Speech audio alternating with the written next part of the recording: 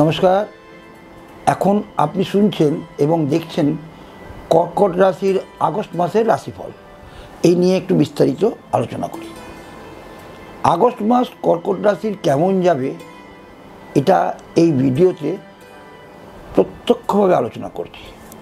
প্রথমত, আগস্ট মাস কর্কট রাশির মানুষদের জন্য মিশ্র ফল নিয়ে আসতে চলেছে।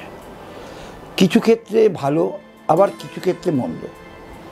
ভালোগুলো নিয়েও আলোচনা করেছি যেমন, তেমনি মন্দগুলো নিয়েও অবশ্য আলোচনা করব।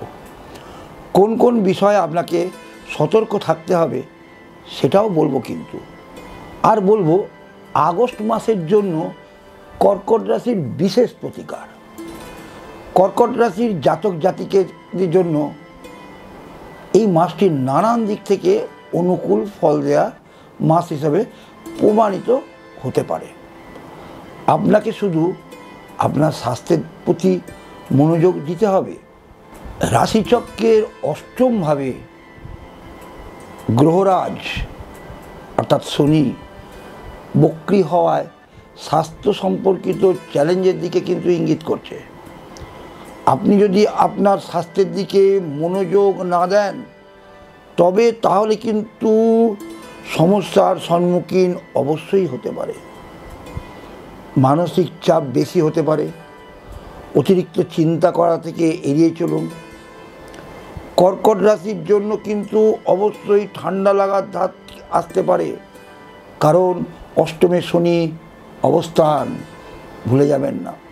অতএব প্রাকৃতিক দুর্যোগ যখন হবে, বৃষ্টি বাদলার দিনে একটু নিজেকে সংযত হয়ে চলবার চেষ্টা করুন। আপনার কর্মজীবনের ক্ষেত্রে এই মাসটি কর্মজীবনের জন্য অবশ্যই অনুকূল হবে, ভালো সাফল্যও পাবেন। এছাড়াও কর্কট রাশির পঞ্চমাধিপতি এবং দশম ঘরের অধিপতি মঙ্গল হওয়ার জন্য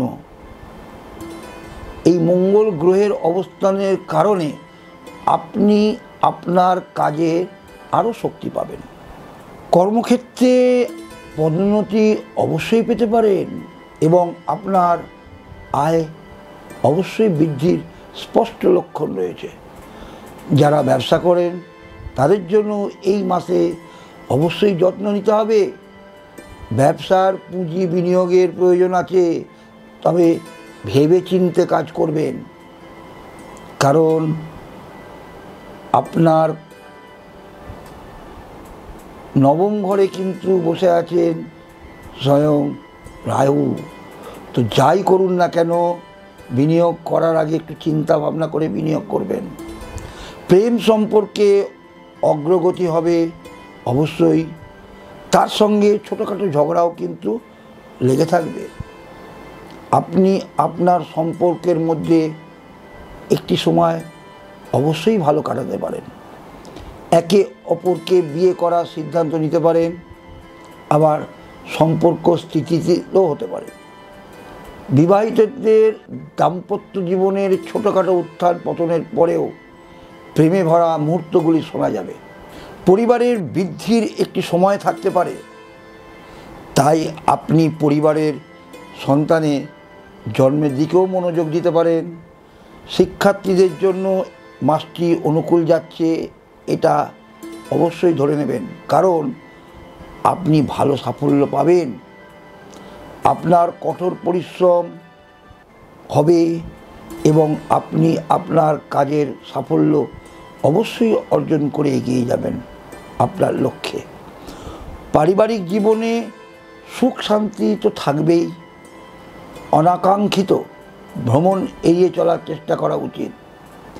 কর্মজীবনের দিক থেকে এই মাসটি অনুকূল হওয়া জোরালো সম্ভাবনা আছে।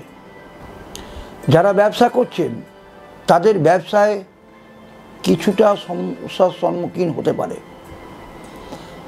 আমরা যদি আপনার আর্থিক অবস্থার দিকে তাকাই তাহলে এই মাসের শুরুটা কিন্তু আপনারই অনুকূলে হবে।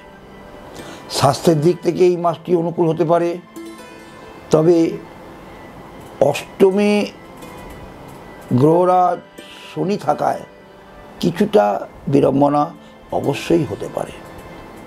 তো গতানুগতিকভাবে দোলাচালের মধ্যে থাকবে আপনার এই স্বাস্থ্যের ঘরটি। এই সময় কোনো বড় রোগের জন্ম অবশ্যই হতে পারে, তবে আপনি যদি আপনার স্বাস্থ্য সম্পর্কে সতর্ক এবং সচেতন হন, তবে আপনার আতঙ্কিত হওয়ার কোনো প্রয়োজন নেই এবং আপনি এই সমস্ত সমস্যা থেকে আপনি নিজেই কিন্তু অটোমেটিক্যালি বেরিয়ে আসতে পারবেন। এর জন্য আপনাকে আরও মানসিক সুদৃঢ় হওয়া দরকার। এবার আসি প্রতিকারে। প্রতিদিন সকালবেলায়, কারণ কর্কট রাশি, তো কর্কট রাশি কিন্তু শ্রাবণ মাস, এটা মাথায় রাখতে হবে। সম্পূর্ণ কর্কট রাশি কিন্তু শ্রাবণ মাসের মধ্যে অবস্থান করছে জন্মগত। তো সেই হিসেবে বর্তমান আগস্ট মাসটাও কিন্তু প্রায় 15 দিন শ্রাবণ মাস থাকছে। তো সেই হিসেবে আপনাকে শিবলিঙ্গের দিকে, শিব পূজার দিকে একটু নজর দিতে হবে। শিবলিঙ্গের পূজা করুন, সাথে কর্পূর আদি আরতি করুন, সাথে শিবস্তুতি পাঠ করুন এবং চেষ্টা করবেন প্রত্যেক দিন 8টি করে বাবার মাথায়, মানে প্রতি বুধবার, সোম, বুধ, শুক্র, এই 3 দিন বাবার মাথায় 8টি করে সাদা টগর ফুল দেওয়ার চেষ্টা করুন। সাদা টগর ফুলটাকে চন্দনের মধ্যে চর্চিত করে বাবার মাথায় অর্পণ করুন।